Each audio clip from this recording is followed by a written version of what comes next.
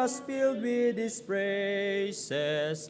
One day when sin was black as could be, Jesus came forth to be born of a virgin, dwell amongst men, my example is he. Living he loved me, dying he saved me, buried he carried my sins far away, rising he justified, freely forever. One day he's coming, oh glorious day. One day they led him up Calvary's mountain. One day they sailed him to die on the tree. Suffering anguish, despised and rejected, bearing our sins, my Redeemer is he. Living he loved me, dying he saved me, buried he carried my sins far away, rising he justified, freely forever. One day he's coming, oh glorious day. Third stanza.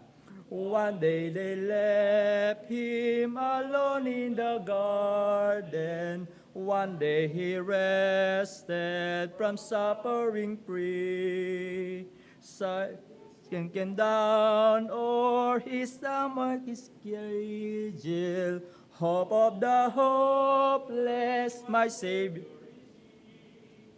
Living he loved me, dying he saved me, buried he carried my sins far away, rising he justified, freely forever. One day he's coming, oh glorious day. Amen po. Manalangin po tayo, Brother Nesat. Punan niyo po.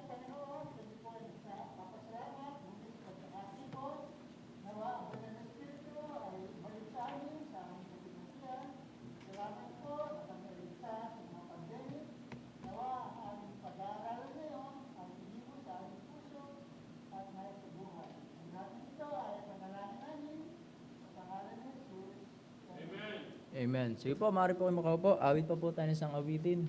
Still sweeter every day.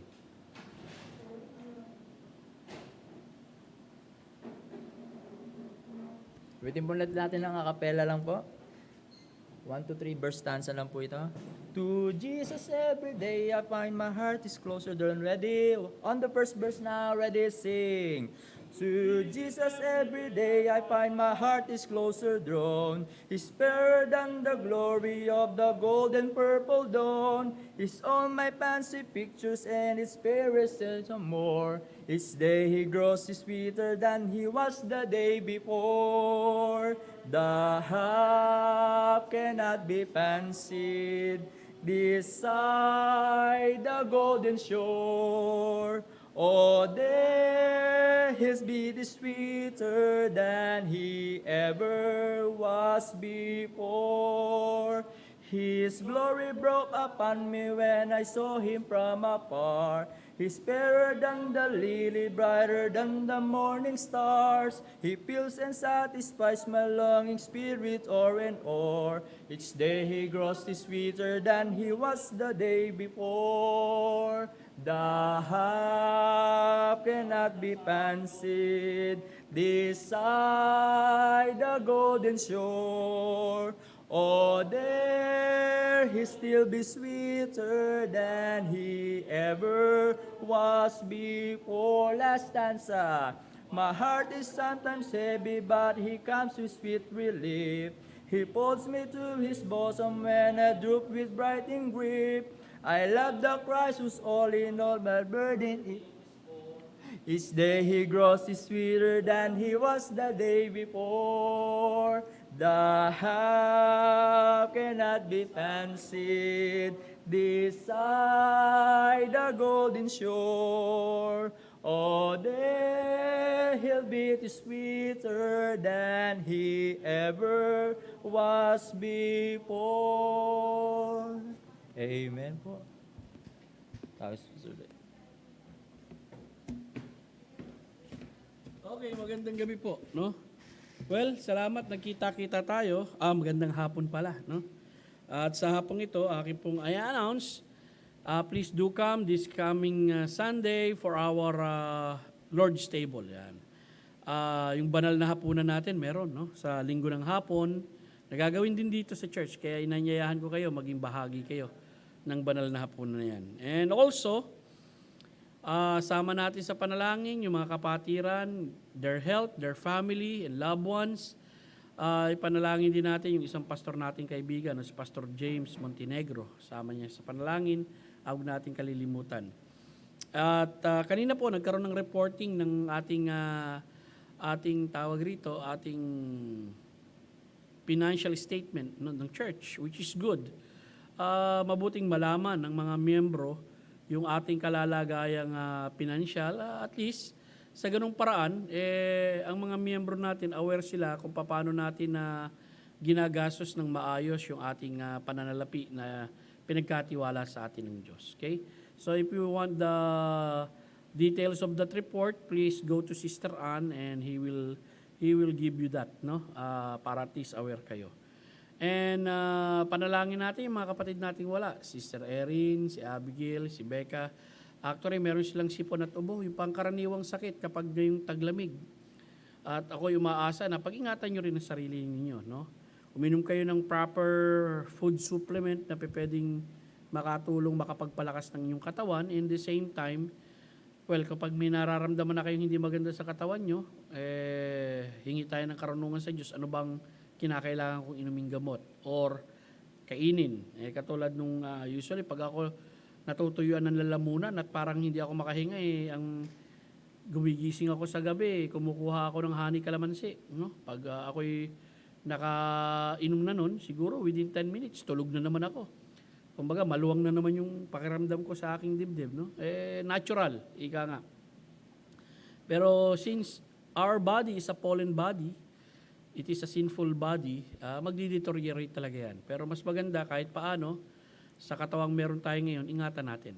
So, this afternoon, actually, ang series of lesson ko, Mahal ng Panginoong Diyos ang Kanyang Iglesia, Part 3. Last week, tinalakay natin ano ang kahulugan ba talaga ng Iglesia at natunghayan natin mula sa liwanag ng mga talatang ginamit sa Biblia na ang Iglesia ay tumutukoy, no, doon sa mga apat na bahagi. Pero ang malimit na ginagamit yung iglesyang universal at yung iglesyang lokal. Though out of 114, 104 has something to do with the local church. Kaya yan ang binibigyan natin ng pansin. Tonight, this afternoon sa ating announcement, nais ko lang i-announce sa inyo, ang tatalakayin natin, it might take two weeks, no? Kailan ba talaga itinatag ang iglesia? Kilala natin sino nagtatag no? Kailan ito itinatag? So, yan na po ang ating isi-series ng lesson ngayon. Now, magpapaawit si Brother Erwin at magbabatian tayo sa pamagitan ng kamayan. Kaya dyan muna no, ang paraan ng ating pagbabatian. Salamat, narito kayo ngayong gabi.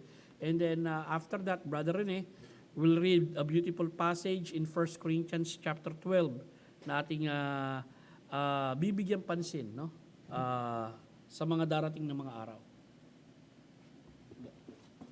Tayo po ang lahat, abitin po natin, this is the day. Akapela lang po, wala po tayong pianista sa oras na ito. This is the day, this is the day. Pwede po natin, ready, sing. This is the day that the Lord has made, that the Lord has made. We will rejoice and be glad in it, for this is the day that the Lord has made. We will rejoice and be glad in it. This is the day that the Lord has made. Tagis Brother Nes, pagbasa ng salita ng Diyos. Manatili po kayong nakatayo. Mabasa natin ang salita. Buksan natin ang ating mga Biblia sa 1 Corinthians chapter 12. Babasahin po natin ang salitan from verses 1 to 13. 1 Corinthians chapter 12. 1 Corinthians chapter 12, tungkol sa mga kaloob na espiritual. Okay? Ngayon mga kapatid, hindi ko nais na wala kayong alam tungkol sa mga kaloob na espiritual. Alam ninyo na kayo mga pagano pa, inakit at inigaw kayo sa mga Diyos-Diyosan na hindi makapagsalita. Kaya nais kong maunawaan ninyo na walang nagsasalita sa pamamagitan ng Espiritu ng Diyos na nagsasabi, sumpain si Jesus, at walang makapagsasabi si Jesus ay Panginoon, maliban sa pamamagitan ng Espiritu Santo.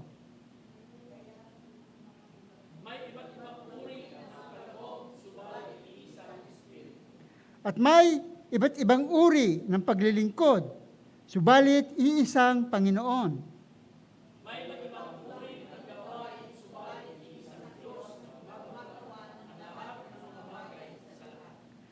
Subalit, sa bawat isa ay ibinigay ang pagpapahayag ng Espiritu upang pakinabangan ng lahat.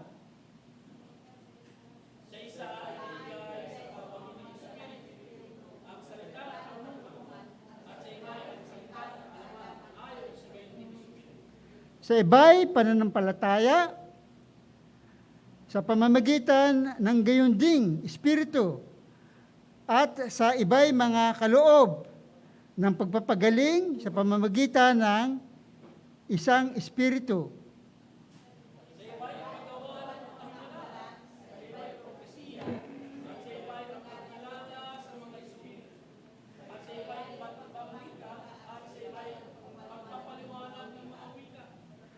Ang lahat ng mga ito ay pinakilos ng iisa at gayunding Espiritu na namamalagi sa bawat isa ayon sa pasya ng Espiritu.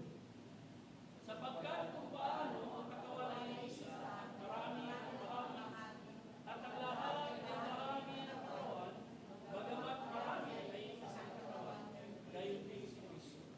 Sapagkat sa pamamagitan ng isang Espiritu ay binautismuhan tayong lahat tungo sa isang katawan, maging Hudyo o Griego, mga alipin o mga laya, at tayong lahat ay pinainom sa isang Espiritu.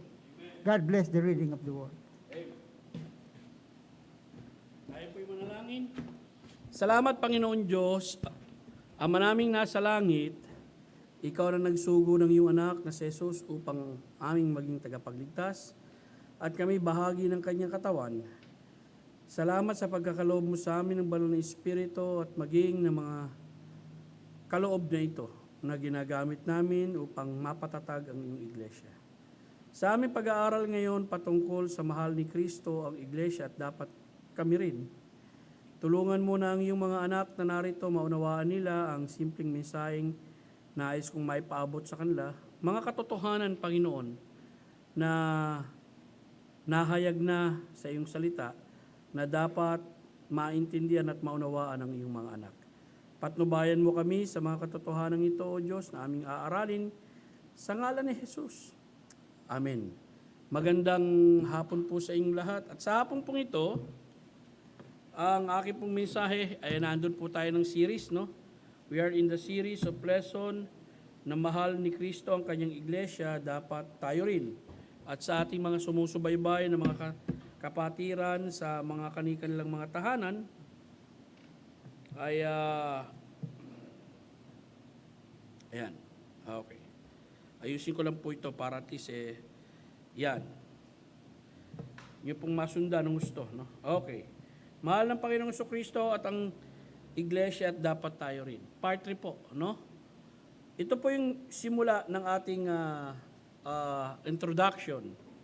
Nang binanggit ng ating Panginoong Hesukristo ang katagang itatayo kong aking iglesia, kailan nga ba ito naitayo, naitatag at nagsimula? Yan po ang dapat maintindihan natin lahat, no? Dahil may mga taong may naniniwala na ito'y nagsimula pa sa lumang tipan, sa unang tao na naligtas noon o doon, ito'y si Adan. Ito po'y pinangahawakan ng ibang mga Reformed Baptist Church dahil naniniwala rin sila that there is only one people of God.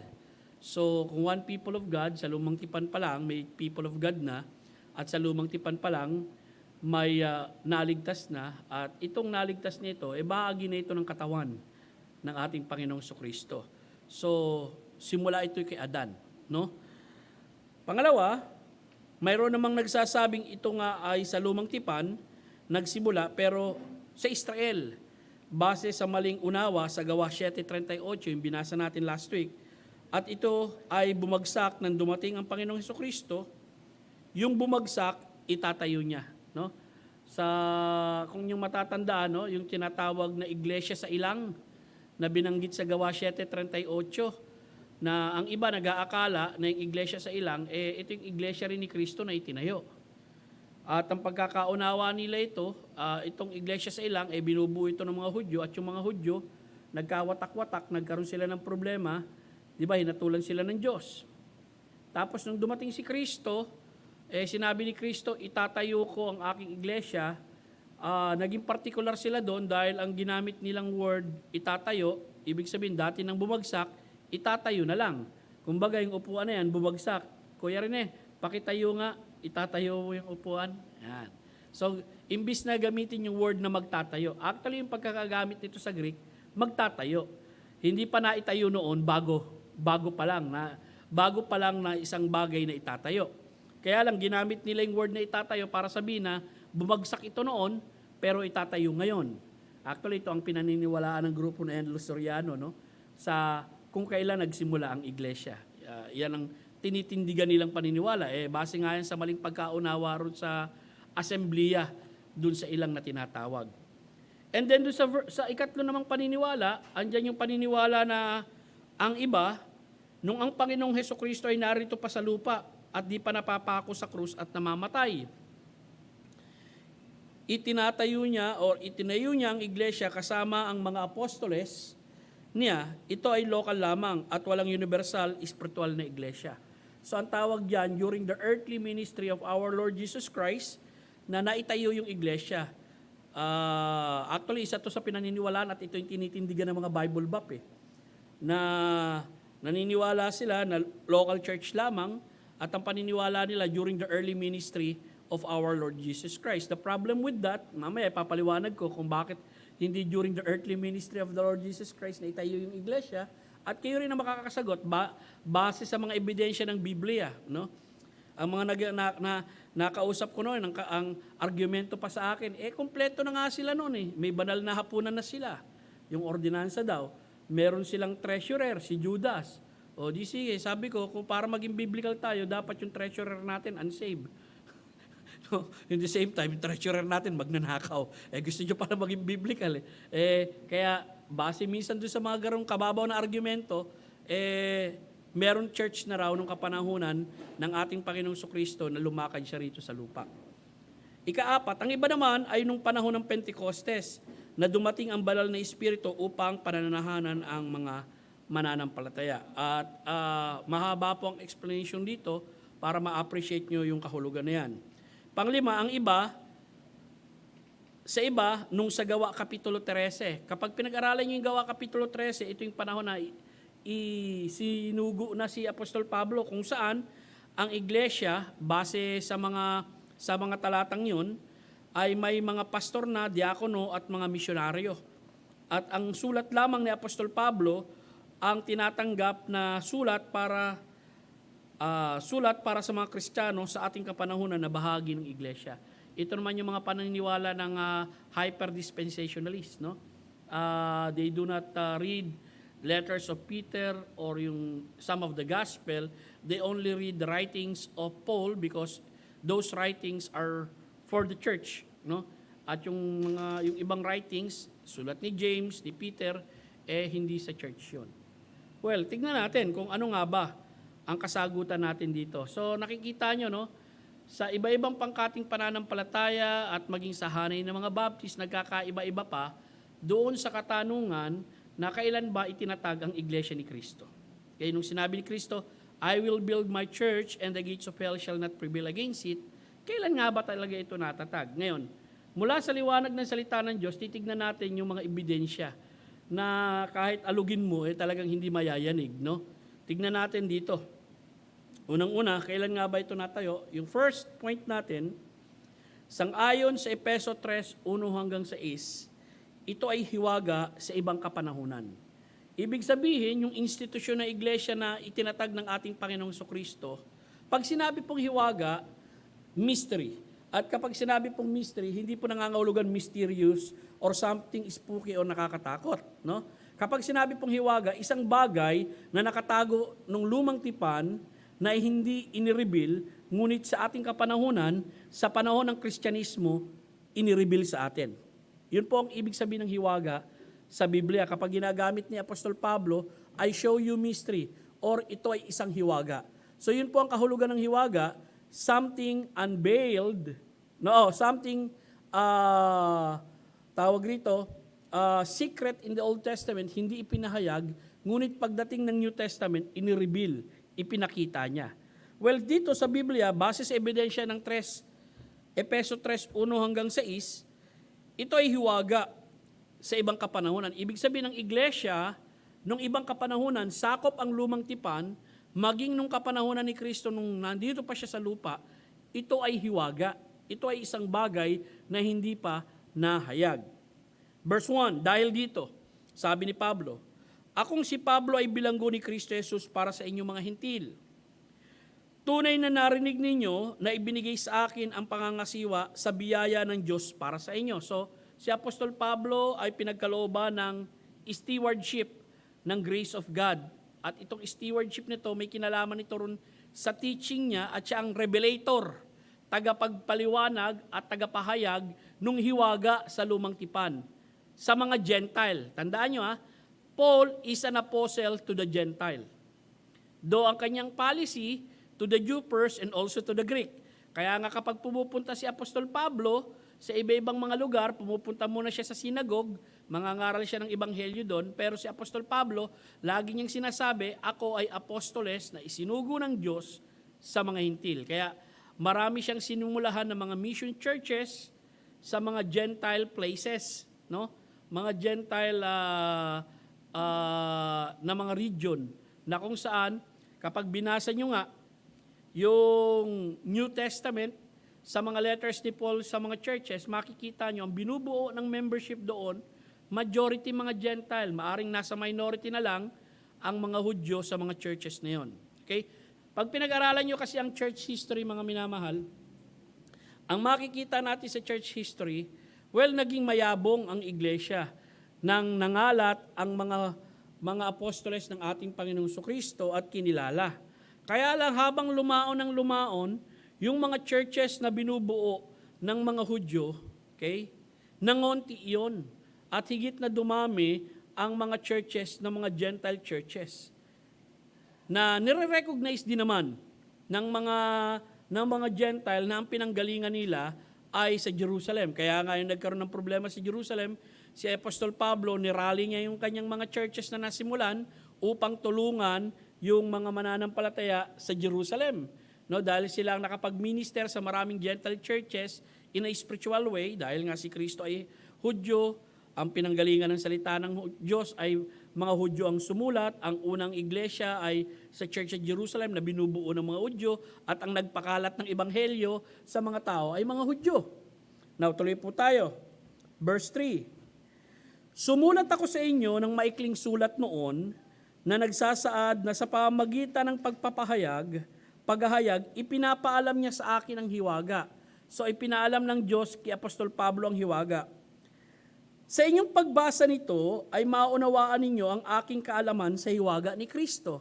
So sabi niya, kapag binasa niyo itong sulat nito, referring sa Book of Ephesians, malalaman niyo yung kaalaman ko, yung knowledge ko, no, sa hiwaga ni Kristo.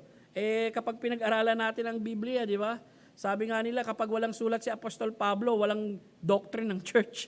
Bakit? Kasi most of the letter of Paul is addressing the church and teaching about the doctrine of the church. Gaano kahalaga ito kay Kristo. Kaya kapag sinabing, nais kong ipaalam sa inyo, yung pinaalam sa akin ng Diyos na marami akong kaalaman sa hiwaga na sinabi ni Kristo sa akin, He is referring to the church, yung knowledge ni Paul doon sa church. Sabi rito, sa ibang kapanahunan, ito ay hindi ipinalam sa sangkatauhan. Tulad ngayon, ibig sabihin, makikita mo yung comparison.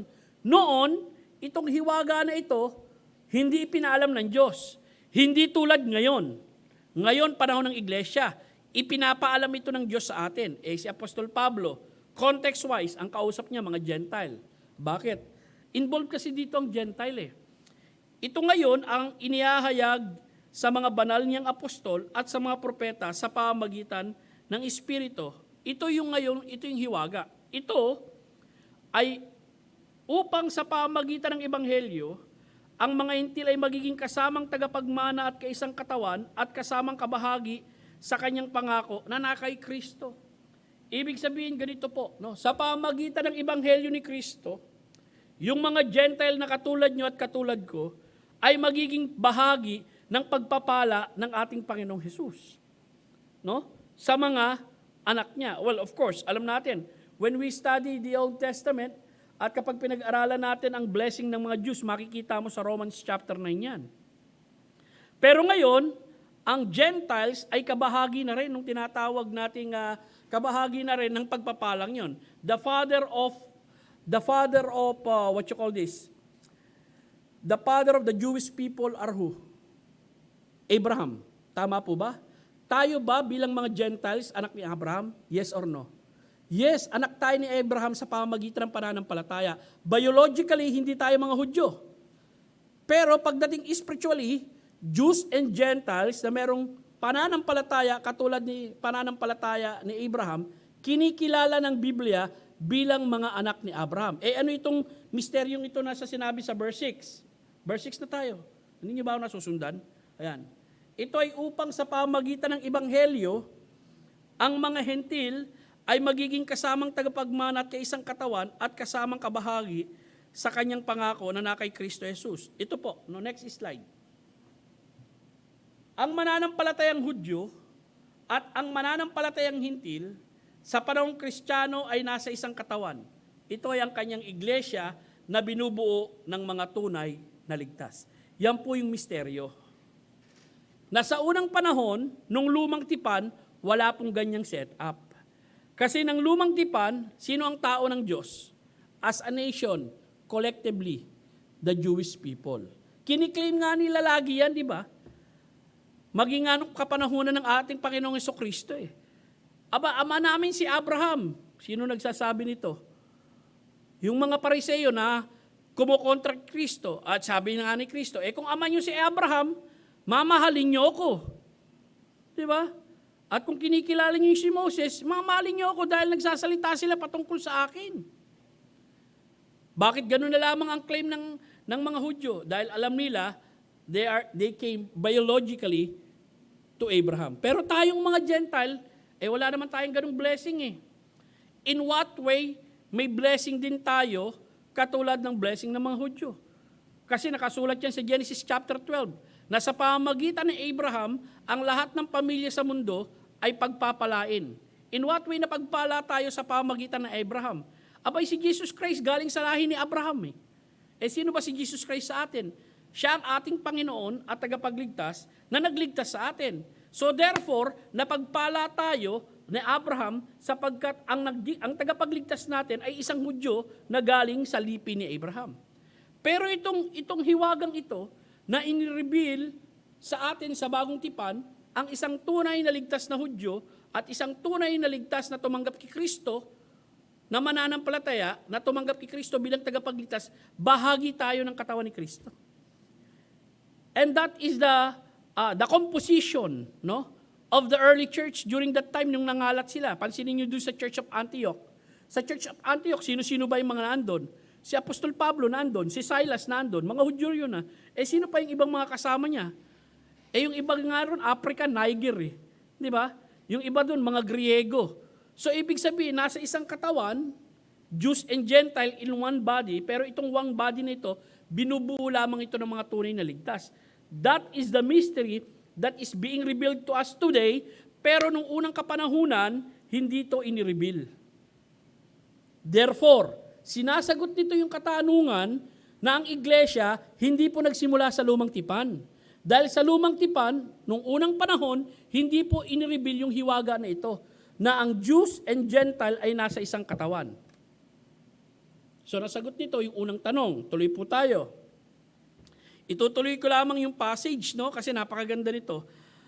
Ako'y ginawang tagapaglingkod ng Ebanghelyo. Sabi ni Apostol Pablo. Bakit nga naman? Dahil sa pamagitan ng pangangaral ni Apostol Pablo ng Ebanghelyo, ang tagapakinig na Hudyo na tumanggap kay Kristo bilang tagapagligtas, ang tagapakinig na Hentil na tumanggap kay Kristo bilang tagapagligtas, ay nagiging bahagi ng isang katawan. Ako ay ginawang tagapaglingkod ng Ebanghelyong ito ayon sa kalooban ng biyaya ng Diyos na ibinigay sa akin ayon sa paggawa ng kanyang kapangyarihan.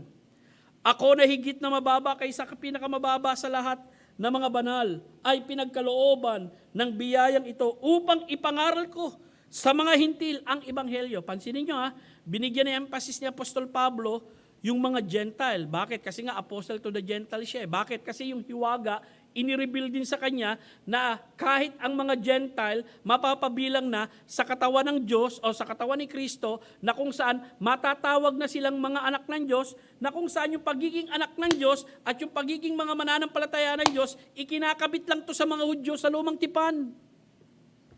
Pero ngayon, tayo bilang mga Gentile, abay kasama na tayo ron sa blessing ni Abraham na yun, sa pamagitan ng pananampalataya. Okay? Tuloy po tayo, verse 9. Ito ay upang malinaw na makita ng lahat kung ano ang pakikipag-isa ng hiwaga na nasa panahong nakalipas ay dating nakatago sa Diyos na lumikha ng lahat ng mga bagay sa pamagitan ni Kristo Jesus. So, inulit muli ito sa ating binasa dito sa Efeso Kapitulo 3 na ito'y isang hiwaga na nakatago sa panahong nakalipas, na kung saan yung panahong nakalipas ay tumutukoy sa lumang tipan, na kung saan ngayon ay inihayag na yung tinatawag nating isang katawan na binubuo ng mga ligtas na mga Hudyo at mga ligtas na mga Hintil sa pamagitan ng pananampalataya kay Kristo Jesus. Verse 10, ang layunin niya ay upang ipaalam sa pamagitan ng iglesia, whether Jews or Gentile, ang malawak na karunungan ng Diyos na sa mga pamunuan at mga kapamahalaan sa kalangitan. Dapat nilang malaman ang kanyang karunungan ayon sa walang hanggang layunin ng kanyang ginawa kay Kristo Jesus na ating Panginoon. So yan po ang makikita natin katibayan. Verse 12, tuloy tayo. Maganda kasi itong passage nito. Sa kanya tayo rin mayroong katapangan at tayo ay tuwirang makalalapit sa Diyos na may katiyakan sa pamagitan ng pananampalataya kay Kristo. Kaya nga, ipinamamani ko sa inyo na huwag kayong manghina sa paghihirap ko para sa inyo na siyang ninyong kalulatian. Ano yung makikita niyo sa verse 12? Very exciting yung makikita sa inyo sa verse 12. Sapagkat dito sa verse 12, makikita natin dito na itong mga Gentile na kausap ni Apostol Pablo sa kapanahunan ng iglesia na bahagi ng katawan ni Kristo, may access sa Diyos. May paglapit. Makakalapit sa Diyos. Sa lumang tipan ba, sino ba lang nakakalapit sa Diyos? Di ba ang nakakalapit lang sa lumang tipan sa Diyos? By representative, it is the high priest. Na kung saan, doon sila sa templo pupunta. At hindi lang isang kwarto doon sa templo, kundi doon pa sa pinakabanal na dako, na kung saan yung high priest na yon, magre-represent siya ng nation of Israel, siya lang nakakalapit sa Diyos. Pero sa ating kapanahunan, tayong mga mananampalataya, tayong mga anak ng Diyos, tayong bahagi ng katawan ni Kristo, nakakalapit tayo ngayon sa Diyos. Through the Spirit, through our Lord Jesus Christ, na dahil tayo bahagi ng kanyang katawan. Whether Jews or Gentile, we do not need a physical presence of the high priest to represent us before God. Our high priest now is the Lord Jesus Christ. At tayo bilang mga mananampalataya, tuwirang tayo makakalapit sa Diyos na may katiyakan sa pamamagitan ng pananampalataya kay Kristo Jesus. Hindi po ganyan sa lumang tipan. Kaya nga po itong bagay na sinasabi ko sa inyo, patungkol sa katawan ni Kristo, hindi po pwedeng mangyari nagsimula ito sa lumang tipan dahil sa lumang tipan, ito ay isang hiwaga. Okay? Gawa 28. Next slide. Pinag-aralan natin to last Sunday morning. Sinabi niya sa kanila, ito yung nagkaroon ng vision si Apostol Pedro, no? Yung pinapunta siya kay Cornelio. At nung pumunta na siya kay Cornelio, nandun na siya sa trangkahan ng bahay, sinabi niya sa kanila, alam ninyo na hindi ayon sa kautusan ng mga Hudyo na makisama o lumapit sa isang taga-ibang bansa. Bakit? Kasi nga ito ang nangyari di ba? Nagkaroon ng vision si Pedro, bumaba yung mga maruruming hayop, pinakakain siya, sinabi ng Diyos, kumain ka Pedro, sabi niya, hindi ako kakain sapagkat walang dumadampi sa aking bibig na marumi. Okay? Umakyat uli, 3 beses nangyari yun at iniisip-isip ni Pedro yung kahulugan nun. And then mamaya-maya, dumating na yung sundo niya, galing kay Cornelio, yung Espiritu ng Diyos, kinausap si Apostol Pedro na sumama ka sa kanila. Nung dumating na si Apostol Pedro sa bahay nila Cornelio, tinanong niya, bakit mo ako pinasundo? At in-explain sa kanya yung nangyari sa experience ni Cornelio na kung saan nagpakita sa kanya ang isang anghel ng Panginoon upang sunduin si Apostol Pedro at si Apostol Pedro ang mangangaral sa kanila ng Ebanghelyo ni Kristo. Tama po, no? Dito sinabi ni Apostol Pedro, alam niya at yung theology niya bilang mga Hudyo at alam niya yung mga standard nila bilang mga Hudyo na hindi sila basta nakikihalubilo sa mga hintil. Pero nung maunawaan niya yung kahulugan ng vision na ibinigay sa kanya ng Diyos, ito ang sinabi niya, ngunit ipinakita sa akin ng Diyos na huwag kong tatawaging pangkaraniwan o marungis ang sinuman. Naintindihan niya na ngayon na itong mga Gentile people na ito, kasama na ito sa economy of God, sa dispensation of grace or sa dispensation of the church. Na ang dispensation of the church, hindi lang binubuo ng mga Hudyo, kundi binubuo din ng mga hintil. Tuloy po tayo.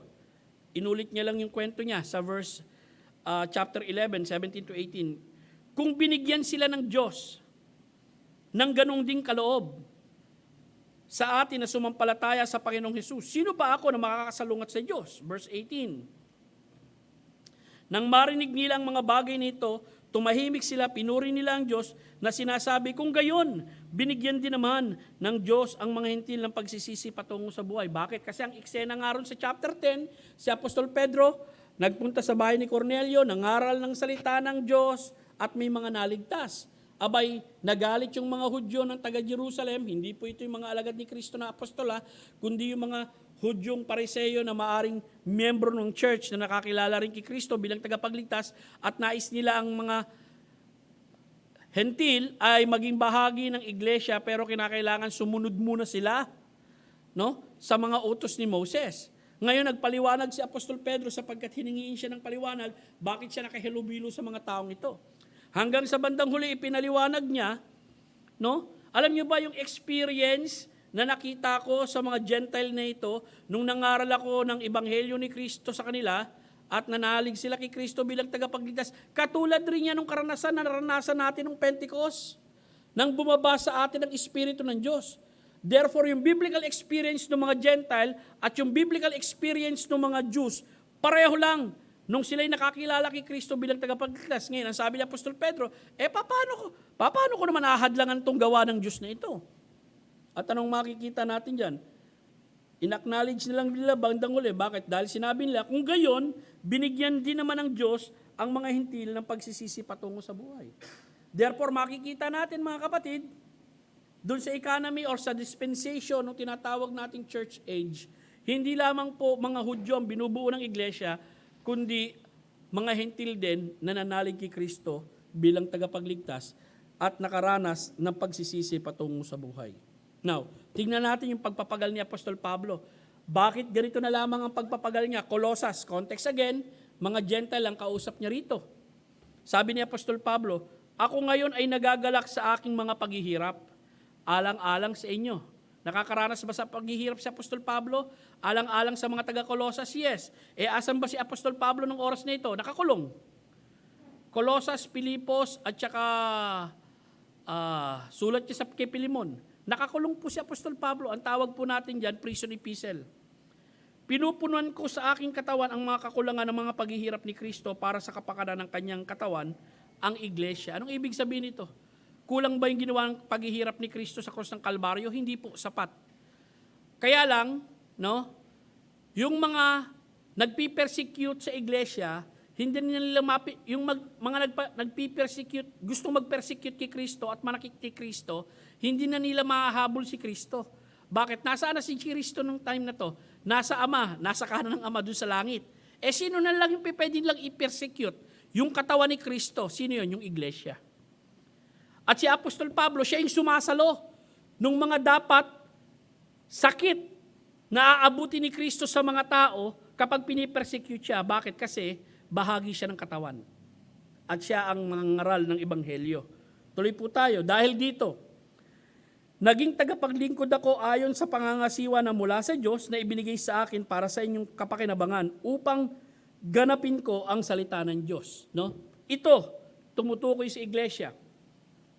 Ang hiwagang inilihim mula pa sa nakaraang kapanahunan at mula sa mga laing nakaraan, ngunit ngayon ay ipinapahayag sa kanyang mga banal.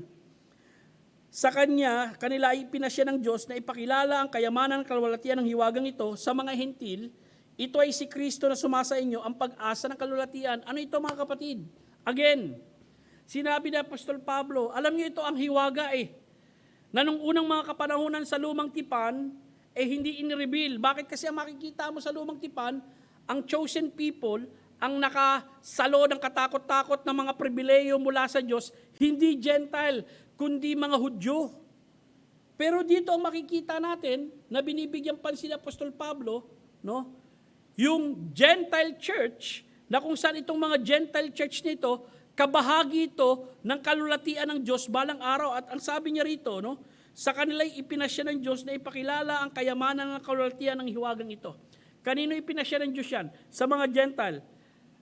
Hiwagang ito sa mga hentil, ito ay si Kristo na sumasa inyo, ang pag-asa ng kalulatian. Anong ibig sabihin nun? Ibig sabihin kayo at ako ay hentil. Tama po ba? Kung kayo at ako ay hentil, therefore, balang araw, kasama rin tayong mawawalhati. Diba? Kasi yun ang blessing yun Hindi lamang po ang mga Hudyong ligtas ang mawawalhati balang araw. Kundi, dahil si Kristo ay nasa sa atin, meron tayong pag-asa ng kalulatian. Yun po ang makikita nyo sa talatang ito, no? Si Kristo na sumasa inyo, ang pag-asa ng kalulatian. Mga kaibigan, balang araw mapupunta tayo sa langit. Balang araw magkakaroon tayo ng panibagong katawan. Balang araw makakapiling natin ang Panginoon magpakailanman. Balang araw mawawalhati tayo. Bakit? Kasi sumasa atin si Kristo Kahit mga hentil tayo, sumasa atin si Kristo ang pag-asa ng kalulatian. Yan ay isang hiwaga ng lumang tipan. Sapagkat sa lumang tipan, ang nabibigyang pabor ay mga Hudyo, hindi ang mga hentil. Ngunit sa panahon ng iglesia, ito yung ating kapanahunan. Okay? Hindi lamang po Hudyong ligtas, maging mga hentil na ligtas ang nabibigyang pabor. Hindi lamang po ang Hudyong ligtas ang magkakaroon ng pag-asa ng kalulatian, kundi tayo ring mga hentil, magkakaroon tayo ng pag-asa ng kalulatian. Tuloy po tayo. Siya ang aming ipinahayag, referring to Jesus Christ, binibigyan namin ng babala at tinuturuan ng bawat tao ng lahat ng karunungan upang maiharap namin sakdal ang bawat tao kay Kristo Jesus. Dahil dito, nagpapagal kami. Nagpapagal din naman ako at nagsisikap ayon sa kanyang paggawa na gumagawang may kapangyarihan sa akin. Ang tanong nga natin dito, bakit ganun na lamang ang pagpapagal ni Apostol Pablo sa mga Kristiyano, sa mga mananampalataya, sa iglesia? Bakit ganun na lamang? Sapagkat itong bagay nito ay isang espesyal na bagay. Sapagkat sa lumang tipan hiwaga ito. Tandaan niyo si Apostol Pablo, isang Hudyo. Okay? And yet, inireveal niya sa Diyos itong hiwagang ito na ang hentil ay sakop din ng kalulatian ng Diyos. Na ang hentil ay may pag-asa din ng kalulatian sapagkat kilala nila ang ating Panginoong Hesukristo. Tuloy po tayo. Roma 16:25. Sa Diyos na makapagpapatatag sa inyo ayon sa aking ebanghelyo at paghahayag kay Hesukristo, ito ay ayon sa hiwaga na itinago noong una pang panahon. And then, maging ang pagdagit. Tingnan niyo po, no? Next slide, mga kapatid. Ano po yung pagdagit? Ito po yung tinatawag nating rapture. No? Maging ang pagdagit na isasagawa ng Panginoon sa iglesia ay isang hiwaga na di sinabi sa lumang tipan, kundi sa panahon ng iglesia. Anong masasabi natin sa talatang ito? Pumunta tayo sa unang Korinto 15, 51 hanggang 52. Sabi rito, narito sinasabi ko sa inyo ang isang hiwaga. Sinasabi ko ang isang bagay na nung unang panahon hindi inireveal pero ngayon inireveal sa atin. Ito ay patungkol sa iglesia. Hindi lahat sa atin ay matutulog, ngunit lahat ay babaguhin. Lahat ay babaguhin sa isang iglap, sa isang kisap mata, sa huling pagtunog ng trumpeta, dahil ang trumpeta ay tutunog at ang patay ay ibabangon, walang kabulukan at tayo ay mababago. So makikita nyo mga kapatid, maging ang pagdagit sa mga mananampalataya sa ating kapanahunan, ang iglesia, no, na itinatag ni Kristo ay isang hiwaga sa lumang tipan, hindi ni-reveal sa lumang tipan, kundi sa bagong tipan lamang. Unang Tesalonica 4:14 hanggang 17, sino ba ang involved dito? Regardless of church affiliation, listen carefully, no? Regardless of your Christian church affiliation, when I say Christian church, tunay na mga pangkating pananampalatayang samahan, ito'y sapagkat kung naniwala tayo na si Jesus ay namatay at nagbagong muli, kung naniwala ka sa Ebanghelyo, si Jesus ay namatay at nagbagong muli, gayon din naman, ang mga natutulog kay Jesus ay dadalhin ng Diyos kasama niya. Ito ay sapagkat sinabi namin sa inyo, ayon sa salita ng Panginoon, na tayo nabubuhay at nananatili hanggang sa pagdating ng Panginoon ay hindi mauuna sa anumang paraan sa mga natutulog. Verse 16, ito ay sapagkat ang Panginoon din ang siyang bababa mula sa langit na may isinisigaw na utos, na may tinig ng pinunong aranghel at may trumpeta ng Diyos. Ang mga patay kay Kristo ay unang magbabangon. Pagkatapos nito, tayong mga buhay at narito pa, ay kasama nilang aagawin sa mga lapap upang salubungin natin ang Panginoon sa hangin. Sa gayon, makakasama natin ang Panginoon magpakailanman. So nakita niyo mga kapatid, ito'y isang hiwaga na bagay sa lumang tipan. Walang itinuturong rapture sa lumang tipan. Okay? Merong halimbawa tayo ng rapture sa lumang tipan, katulad ni Enoch, no? Halimbawa siya ng rapture, pero yung mga mananampalataya sa ating kapanahunan na binubuo ng Hudyo at Hentil sa isang katawan, yung iglesia na tunay na mga ligtas, ang pangako sa kanila, no? Inireveal sa kanila ni Apostol Pablo, maging ang pagdagit ay isang hiwagang mangyayari balang araw. Now, pangalawang bagay, nang binanggit ng Panginoon na itatayo ko ang aking iglesia, dito nangangahulugan sa kanyang kapanahunan ito na itayo, na kung saan sila ay nasa ilalim pa ng kautusan, kundi ito ay panghinaharap pa. Yan, di ba? Sinabi ni Kristo sa Mateo 16:18, next slide. Sinasabi ko rin sa inyo, ikaw ay Pedro, sa ibabaw ng batong ito itatayo ko ang aking iglesia, hindi makakapanaig sa kanya ang trangkahan ng Hades. Susunod na slide dito, tinignan ko ito sa King James Version, no? Next slide. Okay. Matthew 16:18, next slide, sabi diyan, and I say unto thee that thou art Peter, upon this rock I will build my church, and the gates of hell shall not prevail against it. Nang ito'y binanggit ng ating Panginoong Kristo, as I look at it in different translation, ang mapapansin natin dito, ito'y panghinaharap. It is something that will happen in the future. It is something that will happen pagkatapos ng isang bagay na mangyayari sa kanya. Ano ito? Yung kamatayan niya. Hindi naman niya sinabi, upon this rock I will build my church. Andun yung necessity na kinakailangan na andun siya para maitayo niya ang iglesia. Di ba? Physically, no? Na kinakailangan na andun siya para maitayo niya ang iglesia. Kung hindi, dun pa lang sa statement na sinabi ng ating Panginoong Kristo, ito'y panghinaharap. Bakit natin nasabi yan? Dahil ipinakita natin kanina na ang ating Panginoong Kristo ay lumakad rito sa lupa, siya ay sakop ng ilalim ng kautusan. Sabi ng Biblia, ngunit ng takdang panahon ay dumating, isinugo ng Diyos ang kanyang anak, ipinanganak ng isang babae at ipinanganak sa ilalim ng kautusan. Ito ay upang tubusin ang mga nasa ilalim ng kautusan at upang matanggap natin ang pag-ampon bilang mga anak. So pansinin niyo, Jesus Christ was born under the law. And the Lord Jesus Christ during that time was under the law. Yung siyang nagministeryo, He was under the law. Therefore, He cannot build His church during His earthly ministry, dahil kung ito'y tinayo during His earthly ministry, it is under the law. Diba? Kailan ba nagkakaroon ng bisa yung grace? Kailan masasabi natin yung iglesia nagkakaroon ng bisa? Kinakailangan natubos ito ng dugo. Dahil kung ito'y itinayo niya during His earthly ministry at hindi pa siya namamatay, nagtayo si Kristo ng isang iglesia na hindi pa natutubos.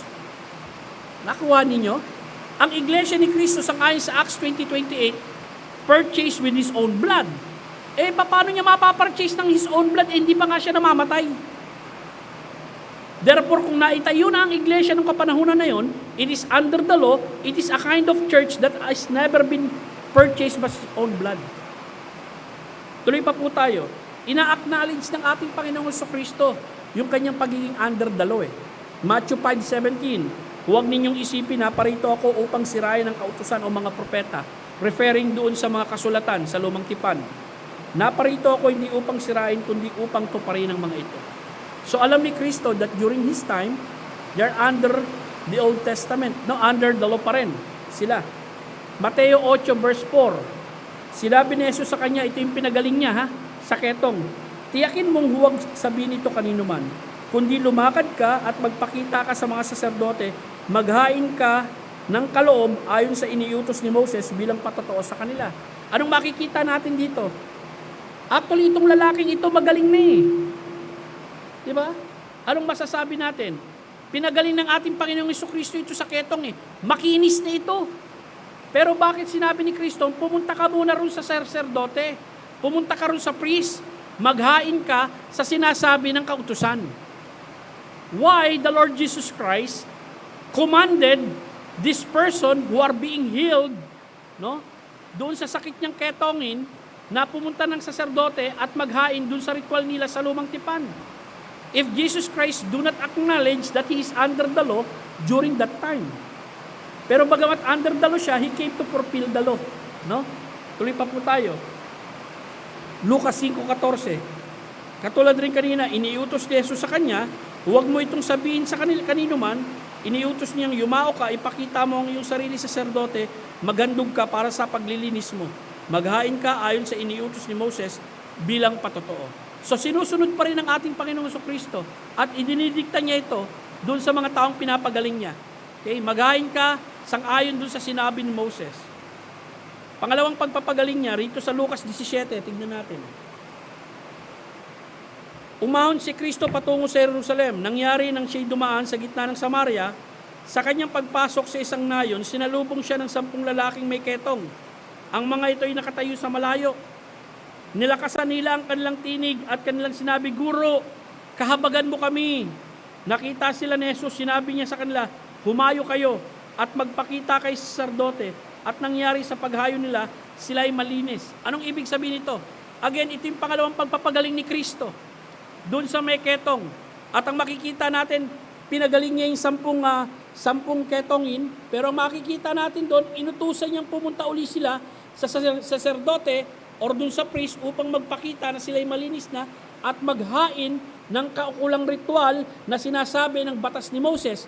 Why? Because Jesus Christ was born under the law. Now, if the church started during the earthly ministry of the Lord Jesus Christ, it is under the law and it is not under the dispensation of grace or dispensation of the church na tinatawag. Tuloy po tayo. Ikatlo, at dito tayo magtatapos. Bakit si Lucas? Okay? Isang doktor. Doktor po si Lucas At masinsinay manalaysay or historian, ay di binang nabanggit ni isang salitang iglesia sa kanyang ebanghelyo or yung aklat ni Lucas. Ngunit sa aklat ng gawa na siya ang may sulat, 21 ulit niyang binanggit ang iglesia. Ito po isang matibay na argumento to, no? Yung sinabi kasi dun sa book of Matthew, si Matthew nagbanggit, hindi naman si Lucas, yes. Pero dapat nyo tandaan, si Lucas, hindi po to Hudyo. Si Lucas po, Gentile. No? Si Matthew, Hudyo. Pero nung binanggit niya yung church, ang ibig po sabihin nun, assembly. During that time, sa context po ng assembly, ang kahulugan ni Matthew doon. No? Disciplinary assembly doon sa Matthew chapter 18. Hindi nangangahulugan, nag-exist na yung church ni Kristo during His earthly ministry. Bakit? Kasi hindi lulusot kay Lucas yun eh. Dahil si Lucas, isang masinsin na historian to. Pansinin niyo rin sa verse 1. Marami nagsagawa ng pagsusulat ng isang salaysay patungkol sa mga bagay na lubos nating paniniwalaan. Pansinin niyo ha, sabi ni Lucas, nung kapanahunan niya, marami ring gumawa ng sulat patungkol sa biography ni Jesus Christ. Ito ang mga ibinigay sa atin ng mga saksi na nakakita at mga lingkod ng salita buhat pa sa pasimula. Kagalang-galang na Teopilo, ako ay may wastong kaalaman sa lahat ng mga bagay dahil ito ay maingat kong binantayan mula pa ng una. Dahil dito, minabuti kong sumulat sa iyo ng maayos. Sinusulat ko ito upang malaman mo ang katiyakan ng mga bagay na itinuturo sa iyo. Itong si Teopilo, government official ito.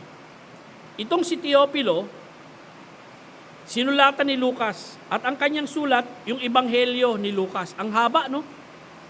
At dun sa sulat ni Lucas sa kay Teopilo, isinulat niya yung history ng buhay ng ating Panginoong Jesucristo nung nasa sa lupa siya. Okay? Nung nasa sa lupa siya at nagmi-ministeryo siya.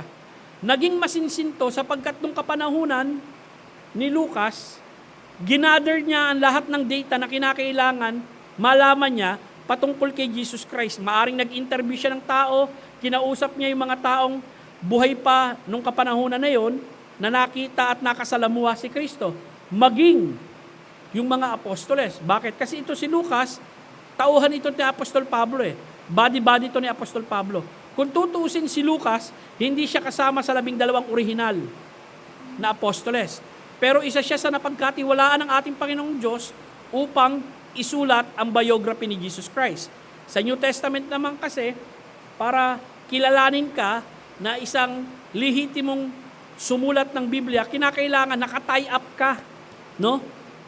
Sa isang apostoles. No? Talagang dikit ka sa isang apostoles. Si Lucas, naka-tie up siya kay Apostle Paul. Si Mark naman, naka-tie up siya kay Apostle Peter. No?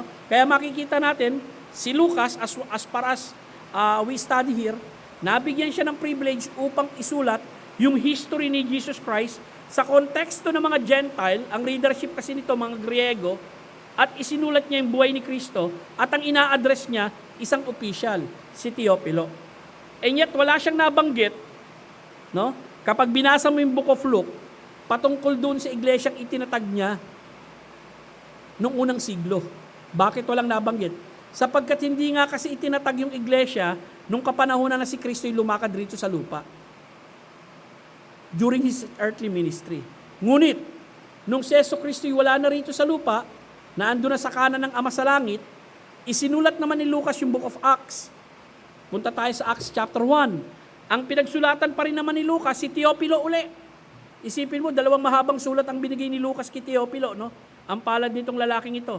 Bakit? Kasi si Lucas, dahil maaaring government official ito, at itong taong ito, isang ligtas na tao, nais niyang bigyan ng malinaw na impormasyon, itong taong ito, patungkol kay Yesu Kristo at patungkol din dun sa mga naging gawain ng mga alagad ni Kristo nung umakyat na si Kristo dun sa langit. Kaya niya isinulat naman yung aklat ng gawa. So sabi rito sa aklat ng gawa, Kapitulo 1, talatang 1 hanggang 2, O Teopilo, ako ay sumusulat ng unang salaysay patungkol sa lahat ng sinimulang ganawa at itinuro ni Jesus. Ito yung aklat ng Lucas. Sumulat siya ng unang salaysay, di ba? And then, verse 2, siya ay gumawa at nagturo hanggang sa araw na siya ay dinala pa itaas. Nangyari ito pagkatapos niyang magbigay sa pamamagitan ng banal na espiritu ng mga utos sa mga apostol na kanyang pinili. Anong makikita natin doon, no? Pagkatapos niyang magbigay ng mga utos, umakyat na siya doon sa langit, sa kanan ng Ama. Nag-ascend na siya. Ngayon, itong Acts naman, sulat naman ito ni Lucas, nung umakyat na si Kristo roon sa langit, at yung mga apostol naman ni Yesu Kristo, okay, kinausap ng banal na espiritu na sila naman ngayon ang magtuturo. Yun naman ang information na ibinibigay ni Lucas sa aklat ng gawa. And yet, ang makikita natin dito, Gawa Kapitulo 2, 47, next slide, nagsimulang magbanggit na rito si Lucas ng iglesia. Acts 2:47, sila ay nagpuri sa Diyos at kinaluguran ng lahat ng mga tao, idinagdag ng Panginoon sa kapulungan, iglesia, araw-araw, ang mga naliligtas. Now, Acts 2:47. Ang sumunod, Acts 5:11. And then Acts 7:38. And then next slide.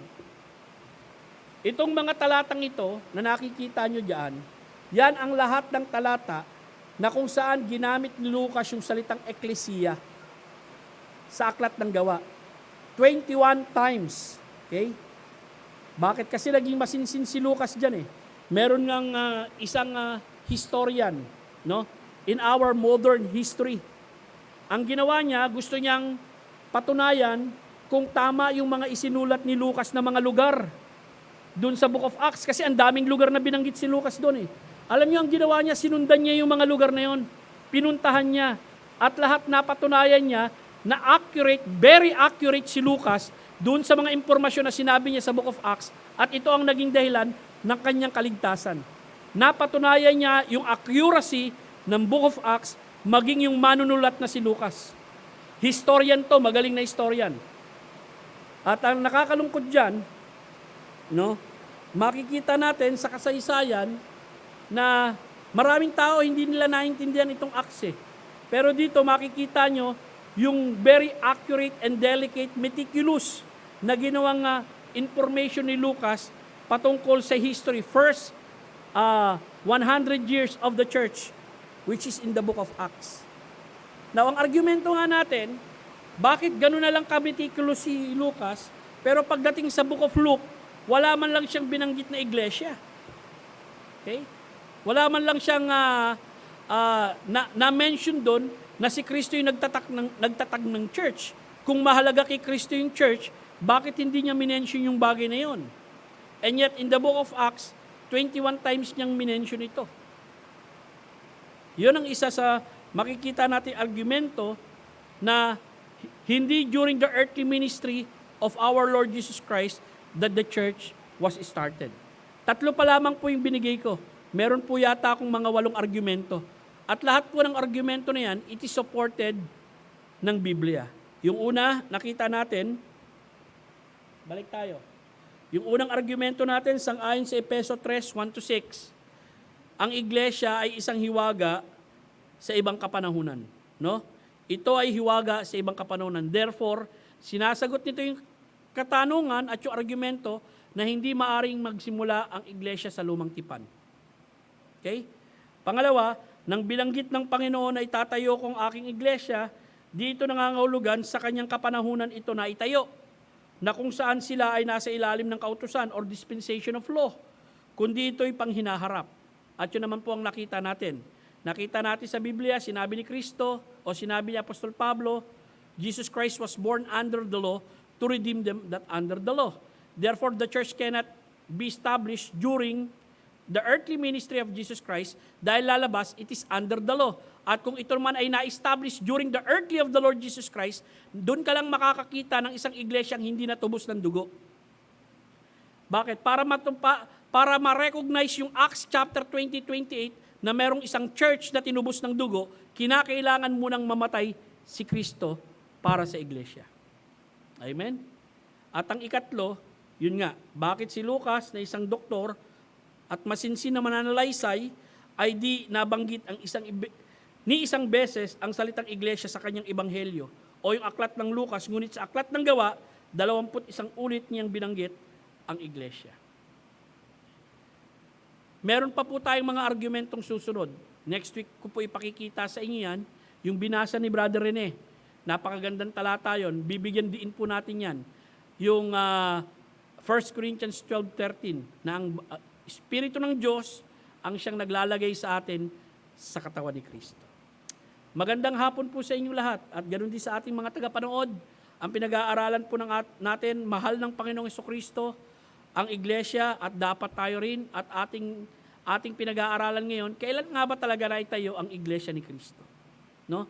Bagamat hindi naman po ito ay major issue na ating ipagkakawatak-watak, dahil alam din natin, maging sa hanay ng mga Baptist, iba-iba rin ang pananaw nila pagdating sa pagtatayo ng iglesia, kung kailan nga ito naitayo. Pero tignan natin kung ano ba talaga ang sinasabi ng Biblia. Nang sa gayon, ma-appreciate natin, yun pala. ito palang tama na sinabi ng Biblia kung kailan itinayo ang kanyang katawan. Manalangin po tayong lahat. Salamat, Panginoong Diyos, sa pribileyo na nakapag-aral kami ng iyong salita.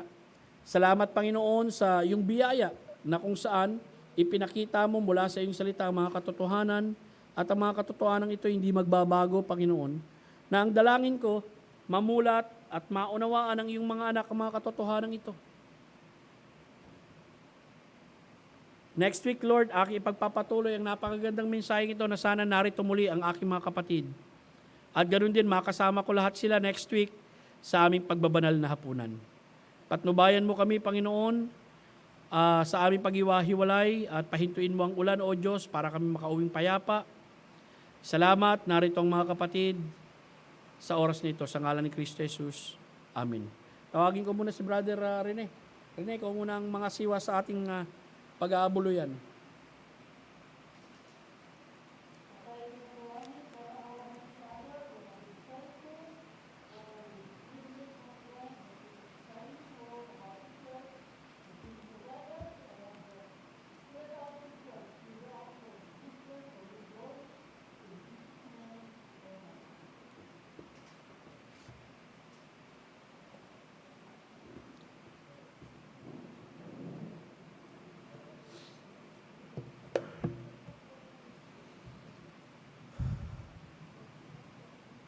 Raymond, may tumutulo dyan, Brad. Raymond, may tumutulo dyan. Lumayo-layo kayo ng konti. At problema na natin yan eh. Okay? So, wag muna kayong uwi kasi umuulan pa ha. At bumili ng merienda dyan si Brother Erwin eh. Yan ang blessing kung bakit meron tayong katulad ni Erwin. No? Tumayo po tayong lahat. At hilingin ko si Brother Robert Jr. na mag-close sa atin sa panalangin. Brad, ikaw na mag-close sa panalangin.